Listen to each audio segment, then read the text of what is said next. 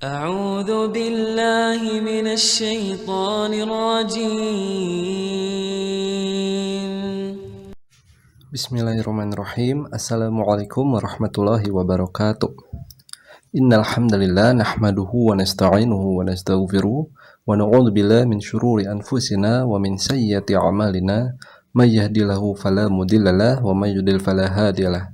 Wa asyhadu an la ilaha illallah wahdahu la syarikalah wa asyhadu anna Muhammadan 'abduhu wa rasuluh alladzina la nabiyya ba'dah amma ba'd. Segala puji bagi Allah Subhanahu wa taala yang dengan limpahan rahmat dan karunia-Nya, alhamdulillah kita semua masih diberikan kesempatan oleh Allah Subhanahu wa taala untuk masuk di bulan yang penuh rahmat ini, yaitu bulan Ramadan. Yang mudah-mudahan Allah Subhanahu wa taala selalu memberikan kita hidayah untuk dapat menjalankan amal ibadah sebaik-baiknya di bulan yang penuh berkah ini. Tak lupa kita panjatkan sholawat serta salam kita kepada baginda Rasulullah Sallallahu Alaihi Wasallam, kepada keluarganya, kepada para sahabatnya, kepada tabi'in, kepada tabi'un tabi'in, kepada ulama yang selalu mengikutinya, dan mudah-mudahan kita pun termasuk di dalamnya. Amin ya robbal alamin. Nah, insya Allah nih teman-teman, Ustadz di sini akan menjelaskan tentang kisah seorang anak yang saleh, seorang pemuda yang saleh, yaitu siapa? Uwais Al-Qarni. Nah, insya Allah ya, mungkin ada yang sudah pernah tahu, ada juga yang belum. Nah, kalau yang sudah tahu, berarti ini kita tinggal mengulang saja ya. Nah, dahulu kala di Yaman, tinggallah seorang pemuda yang bernama Uwais Al-Qarni.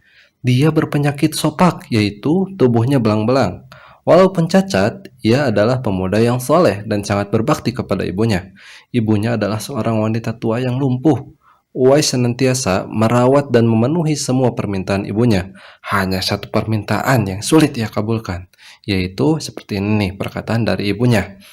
Anakku, mungkin ibu tak lama lagi akan bersama dengan kamu. Ikhtiarkan agar ibu dapat mengerjakan haji. Itu pinta ibunya. Lalu di situ Uwais pun tercenung. Karena apa? Perjalanan ke Mekah sangatlah jauh, melewati padang pasir yang tandus, yang panas juga. Lalu orang-orang biasa ke sana itu memakai unta dan membawa perbekalan yang sangat banyak. Namun Uwais ini adalah seorang pemuda yang miskin, yang sangat miskin, dan tak memiliki kendaraan. Lalu Uwais pun terus berpikir mencari jalan keluar. Kemudian dibelilah seekor anak lembu. Kira-kira untuk apa ya anak lembu itu? Tidak mungkinkah pergi haji naik lembu?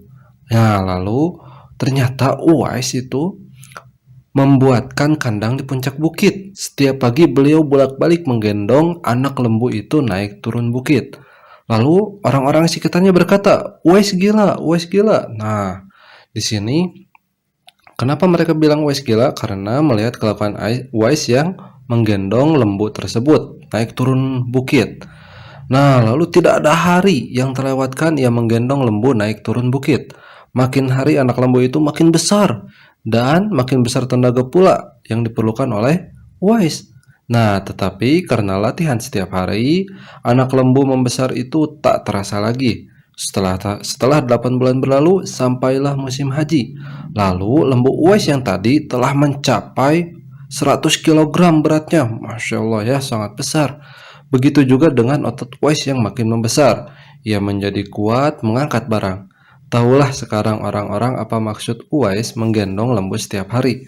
Ternyata nih, ia latihan untuk menggendong ibunya. Nah, lalu Uwais pun menggendong ibunya berjalan kaki dari Yaman ke Mekah. Subhanallah, alangkah besar sekali cintanya Uwais kepada ibunya nih teman-teman. Ia rela menempuh perjalanan jauh dan sulit demi memenuhi keinginan ibunya. Tuh, kan tadi melewati padang pasir, jauh, panas juga ya. Mana ini apa? Jalan kaki sambil menggendong ibunya. Lalu Uwais berjalan tegap, menggendong ibunya tawaf di Ka'bah. Nih, ini sudah nyampe di Ka'bah. Lalu ibunya terharu dan bercucuran air mata telah melihat Baitullah.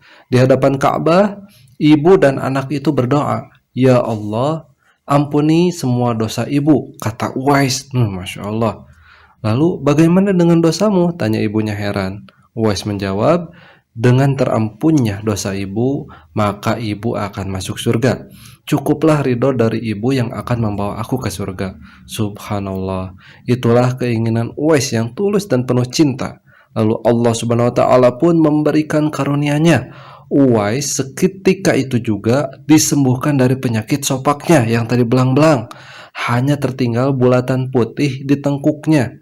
Tahukah kalian apa hikmah dari bulatan disisakan di tengkuk itu? Itulah tanda untuk Umar bin Khattab dan Ali bin Abi Thalib, dua sahabat utama Rasulullah SAW, untuk mengenali Uwais. Karena Uwais ini hidup di zaman sahabat setelah Rasulullah SAW meninggal. Lalu beliau berdua sengaja mencari Uwais di sekitar Ka'bah karena Rasulullah SAW berpesan, di zaman kamu nanti akan lahir seorang manusia yang doanya sangat makbul. Jadi sangat makbul adalah apa? Doanya itu sangat diijabah. Jadi berdoa apapun maka akan dikabulkan oleh Allah Subhanahu wa taala. Lalu kamu berdua pergilah cari dia. Dia akan datang dari arah Yaman. Dia dibesarkan di Yaman. Dia akan muncul di zaman kamu. Carilah dia. Kalau berjumpa dengan dia, minta tolong dia berdua untuk kamu berdua. Jadi diminta agar Uwais itu mendoakan Umar bin Khattab dan juga Ali bin Abi Thalib. Sesungguhnya Allah mengharamkan atas kamu durhaka pada ibu dan menolak kewajiban dan meminta yang bukan haknya dan membunuh anak hidup-hidup, dan Allah membenci padamu banyak bicara dan banyak bertanya. Demikian pula memboroskan harta atau menghaburkan kekayaan. Hadis riwayat Bukhari Muslim. Nah, tadi tuh cerita tentang Uwais Al-Qarni, yaitu seorang pemuda yang dia sangat berbakti kepada ibunya. Maka nih teman-teman, setelah tadi mendengar kisah dari seseorang yang luar biasa ini, dia berbakti kepada ibunya sampai-sampai menggendong dari Yaman sampai ke Mekah.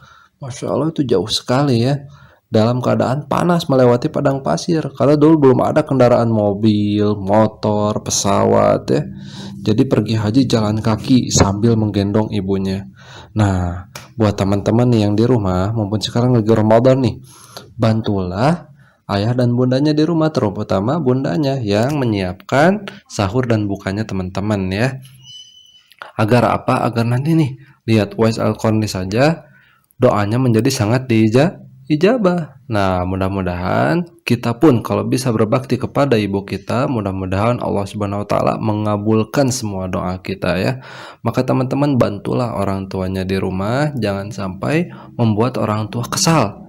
Dan puasalah dengan sebaik-baiknya sampai tamat ya. Sholatnya jangan ditinggalkan agar pahalanya sempurna ya teman-teman. Agar apa? Kalau misalnya puasanya sempurna, sholatnya tidak terlewat, maka itu salah satu contoh berbakti kepada orang tua. Tapi kalau misalnya puasa saja tapi tidak sholat, maka itu hanya menahan lapar dan haus saja. Na'udzubillahi min dzalik.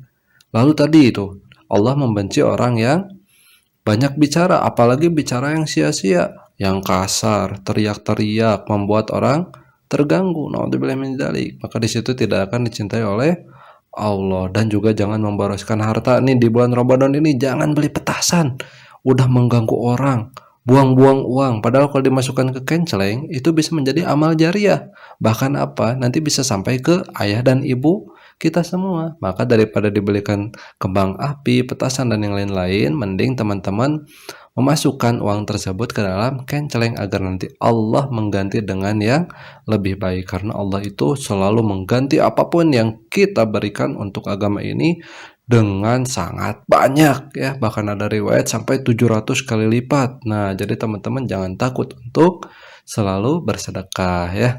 Nah, alhamdulillah mungkin itu saja yang dapat Ustadz sampaikan untuk tausiah di pagi hari ini. Mudah-mudahan bermanfaat. Ingat teman-teman, berbakti sama orang tua dan beribadahlah dengan sebaik-baiknya. Nah, kita tutup dengan hamdalah. Alhamdulillahirabbil alamin. Doa kafaratul majelis. Subhanakallahumma wa bihamdika asyhadu an la ilaha illa anta astaghfiruka wa atubu ilaik. Assalamualaikum warahmatullahi wabarakatuh.